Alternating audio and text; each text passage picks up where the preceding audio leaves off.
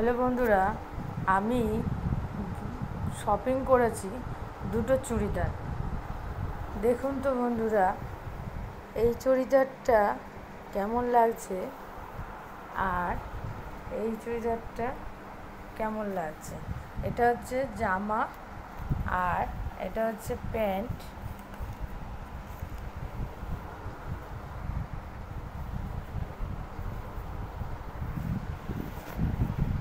এই যে বন্ধুরা প্যান্ট, আর এটা হচ্ছে জামা, আর এই হচ্ছে ওড়না। এটা হচ্ছে লং চুড়িদার।